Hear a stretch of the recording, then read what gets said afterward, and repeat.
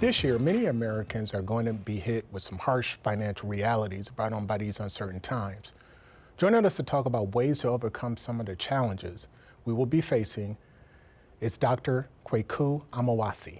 Dr. Kwaku, welcome to Black Nouveau. Hey, it's always good to be here, Brother James. So we talk about coming together often, but in these times, how important is it for us to really come together? Yeah, I think what we have to understand is this.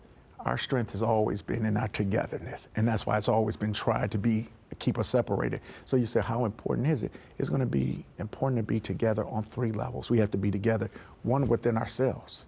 Then you say, well, what does that mean? Then you got to be right within your family, then right within your community. Because see, if you're not right within yourself, you can't get right within anybody. So you say, how do I join? Because I'm healthy, I understand my strength, I understand my challenges. So now when I connect with other people, we know what the conglomerate is. And when you start to do that together, that's when you start to have power, when you have that group of people. And as you said, we're facing unchallenging times.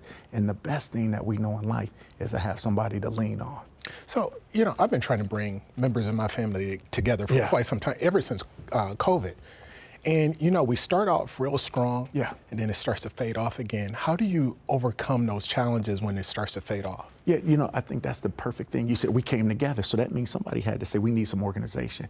We got to get together. And so now what we have to say is, we can do this initially, but how do we sustain this? And it's just like any business. What do? We have regular agendas, regular business meetings. We have people who's going to call. We have action items. So when we come back, it's something to do. Usually when the momentum fades, it's because people get together and they say, why are we together? What are we doing? So it has to be something where we see an end product. It has to be a ROI, a return on the investment of our time. Now, it doesn't have to necessarily be the matriarch or the family that brings us together, right? It doesn't have to be the matriarch, but it has to be somebody who's the glue. And when you start thinking about bringing people together, what brings us together? Fun, food, festival. So when we start saying, hey, we're going to come together to watch the Packer game, we're going to come together for the Super Bowl, we can come together for events like that.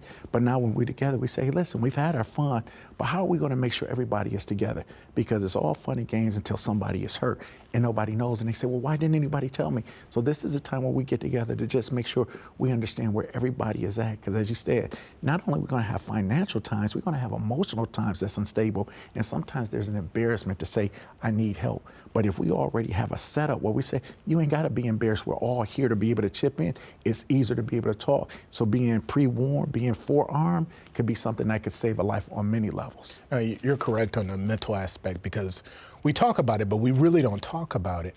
So when you're trying to cry out for help, or I shouldn't say cry out, but when you're seeking help, how should that sound? What should you do if you need some help? Well, I think it's just like you said, how we got to be careful and tiptoe with how we say it and whatnot like that. What we got to be able to say is, I need help. But what's also better is when I can look at you because I love you, James, and I say, something ain't right, James. I know something. I don't wait for you to tell me I'm looking, but that creates that closeness. Again, those meetings together. So now I know what's going on with you from a normal day to day. So when something shifts, I can be the one to come tell you if you don't feel strong enough. But two, once somebody tell you, don't make them pay for it later.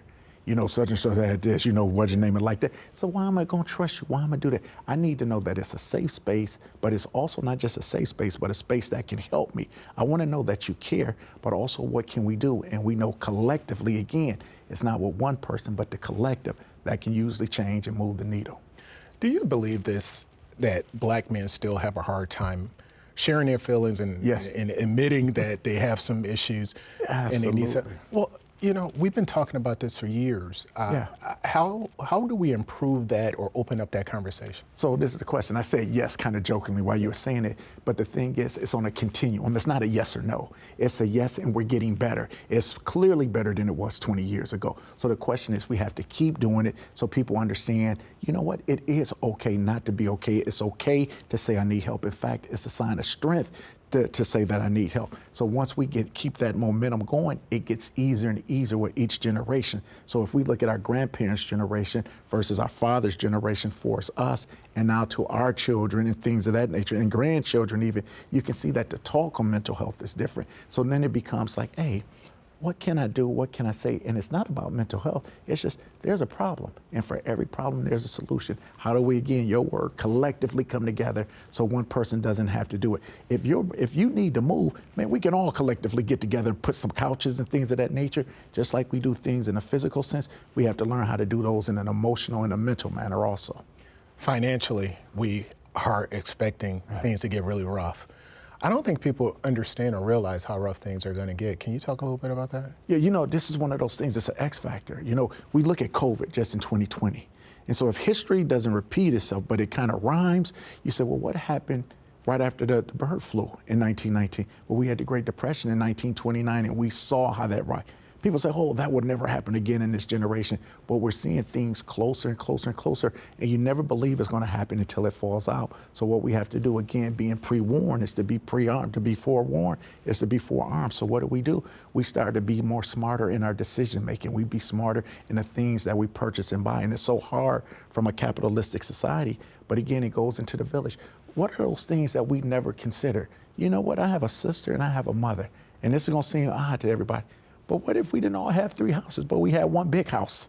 You know, what if we said, you know what we're going to do? We're going to come together for big meals instead of everybody going to McDonald's and Burger King and Chick-fil-A and Chipotle and whatnot. But we're going to come together collectively, and that money that we would be spending out, we're going to do home-cooked meals, which again brings us to collectiveness, but then brings a realistic financial saving, but also eating better helps us in a health standpoint. So it has a holistic healing, bringing together, and to your original point, financial savings. Yeah, but that's the key. Coming together, realizing that we're better collectively than we are separately, and making sure that that works. And Dr. Kwaku, you got to come back and so we could continue this conversation. I would love to. Thank you. No, thank you.